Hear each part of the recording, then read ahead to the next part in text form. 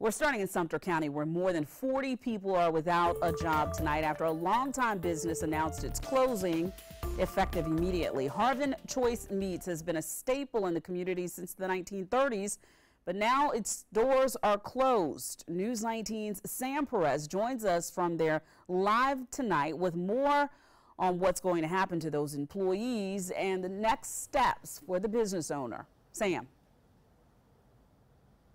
Yeah, Darcy, you can see behind me, I'm outside of Harvin Choice Meat, which has been family owned and operated here in Sumter for decades. But on Monday, owner Scott Harvin announced that it will be shutting its doors.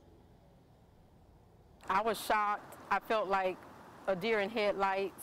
Lavette Edwards has worked at Harvin Choice for 7 years. The situation is putting financial strain on her and employees like Sonia Sneed, left without income. I can't get unemployment because I owe them money right now. All of that will have to be paid back before I can get a dime of any of my unemployment, so I'm very upset. And employees like Josh Christmas say their most recent paycheck sum is being withdrawn from their bank accounts. I go look at my bank account and my deposit from April 2nd, which was 2 weeks ago, it had a negative number next to it saying that it had been deducted, even though I'd already used that money. My heart's with my employees, and I'm working hard to make sure that they're taken care of. It's going to be difficult, but I'm willing to do whatever that takes. Harvin Choice owner Scott Harvin started working at the family business as a teenager. After the COVID-19 pandemic and rising inflation, Harvin says the business has been struggling. If I were smart, I probably would have shut down before or during COVID. But I'm emotionally connected to the business, and I've never done anything else. Harvin says the quick decision to close the business was something he didn't see coming until Sunday, when he got an email from a vendor saying that money Harvin was owed would never be paid. I cannot go forward. There's just nowhere to go. And if I continue and act like nothing's wrong, I'm just going to roll this problem up, and it's going to get worse. So Harvin says he told employees the next day he'd have to close. When it comes to the withdrawn paychecks, Harvin says he uses an outside payroll company. I had no communication with this particular company. They just bounced it back, and they bounced mine back too. Harvin says he's working with the company to fix the issue and get his former employees' money back to them. At this moment, we appear to be close to making a deal so that I can take care of that.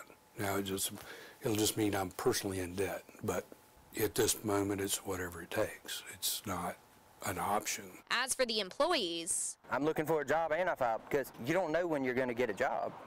So you got to have that as a backup sitting there while you're looking for another job.